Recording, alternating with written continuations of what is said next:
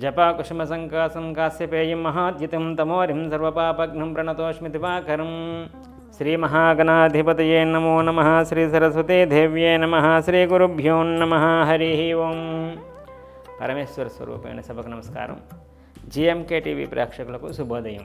నేటి కాలమాన విశేషాలను గమనిద్దాం. స్వస్తి శ్రీ చాంద్రమాన విశ్వావసనామ సంవత్సరం దక్షిణాయనం శరదృతు కార్తీక మాసం కృష్ణపక్షం తిథి పంచమి.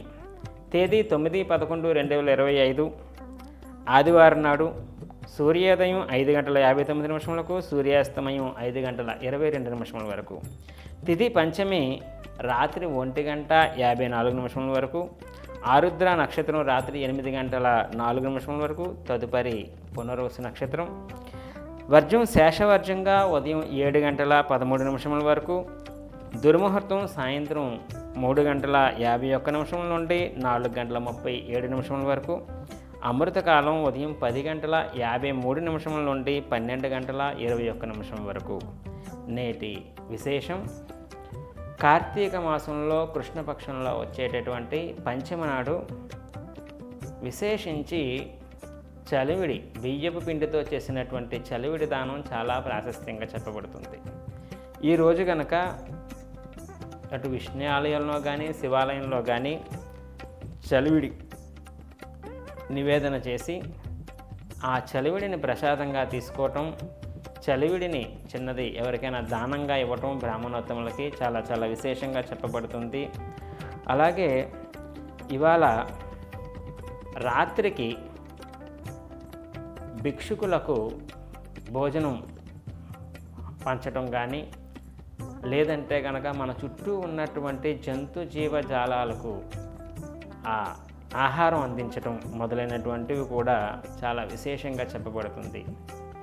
పూర్వం అందరిళ్లలో కూడా భూతబలి అని చెప్పి బయటని మిగిలిపోయినటువంటి వేసేవారు. చుట్టూ ఉన్నటువంటి ప్రాణులన్నీ కూడా తినేటటువంటి వాళ్ళు అనమాట. దానివలన విశేషమైనటువంటి పుణ్య సముపార్జన జరుగుతుంది.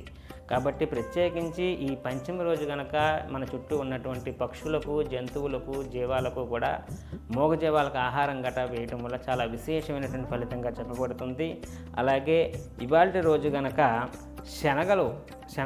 శనగపప్పు దానం కూడా బ్రాహ్మణోత్తమంలో చేయడం కూడా చాలా విశేషంగా చెప్పబడుతుంది. ఈరోజు శనగపప్పు దేవాలయానికి వెళ్ళినప్పుడు ప్రాతకాలంలో కానీ సాయంత్రం వేళలో కానీ శనగపప్పు దానం చేసేటటువంటి ప్రయత్నం చేయండి. అలాగే కార్తీక మాసంలో చేసేటటువంటి దీపం వెలిగించేటటువంటి దీపం చాలా విశేషం అన్నమాట. ఆ దీపం వెలిగించడం ఒక ఎత్తైతే దీపం వెలిగించి చలివిలో కానీ అది దానం ఇవ్వటం కూడా ఇంకా విశేషంగా చెప్పబడుతుంది. కాబట్టి ఈ దీపం చాలామంది ఏ రకంగా పెట్టాలనేటువంటిది కూడా అడుగుతున్నారు. కాబట్టి మనం సాధ్యం త్రిభక్త సంయుక్తం అంటుంది వేదం. 3 ఒత్తులు చేసి కూడుకున్నటువంటి దీపం మాత్రం వెలిగించాలి. ముందు ప్రమిద తీసుకొని తర్వాత నూనె పోసిన తర్వాత మాత్రమే 3 ఒత్తులు వేసి ఆ ఒత్తులు వెలిగించేటటువంటి దీపాన్ని ఇంటి బయట సాయంత్రం ప్రదోషం వేళలో పెడతారు. దేవాలయంలో పెట్టినా కూడా అలాగే 3 ఒత్తులతో కూడుకున్నటువంటి దీపం పెట్టడం. ఆ చలివిలో పెట్టేటప్పుడు కూడా 3 ఒత్తులు ఏకండిగా కలిపి అది దానంగా ఇవ్వడం మొదలైనటువంటివి కూడా దీపదానం చేయటం వల్ల విశేషించి చాలా చాలా కోట్ల రెట్లు ఎక్కువ పుణ్య ఫలితం సముపార్జన చేసుకోవచ్చని కాబట్టి మనకి కార్తీక పురాణం చెప్తుంది. కాబట్టి ఆ రకమైనటువంటి దీపదానం చేసేటటువంటి ప్రయత్నం చేయండి. ఈ కార్తీక మాసంలో దీపదానానికి చాలా ప్రాశస్త్యం అనమాట. ఎక్కడైనా దీపారాధనలు జరుగుతున్నప్పుడు కూడా కార్తీక మాసంలో చేసేటటువంటి దీపారాధనలు చాలా ఎక్కువ విశేషం. ఎందుకంటే నిన్నటి రోజు కూడా మనం చెప్పుకున్నాము, కార్తీక మాసం అంతా కూడా అగ్ని సంబంధమై ఉంటుంది. కృత్తికా నక్షత్రంతో కూడుకుని పౌర్ణమి ఉంటుంది కాబట్టి దీన్నంతా కూడా అగ్ని సంబంధం అయి ఉంటుంది. కాబట్టి దీపారాధన చేసేటటువంటి ప్రయత్నం చేయండి. తిరిగి రేపటి రోజు కార్యక్రమంలో కార్తీక మాసం 3వ సోమవారం చేసుకోవలసినటువంటి విధి విధానాల గురించి రేపు తెలుసుకునేటటువంటి ప్రయత్నం చేద్దాం. హరి ఓం తత్సత్ బ్రహ్మ అర్పణమస్తు. సర్వం శ్రీ ఉమా మహేశ్వర అర్పణమస్తు. స్వస్తి. జ్యోతిష సలహాలకై సంప్రదించండి కోమలాపల్లి చౌడేశ్వరి నందన్ శర్మ, ప్రముఖ జ్యోతిష సిద్ధాంతి, ఆధ్యాత్మికవేత్త. శ్రీ చౌడేశ్వరి జ్యోతిషాలయం, చినరాజుపేట, అనకాపల్లి.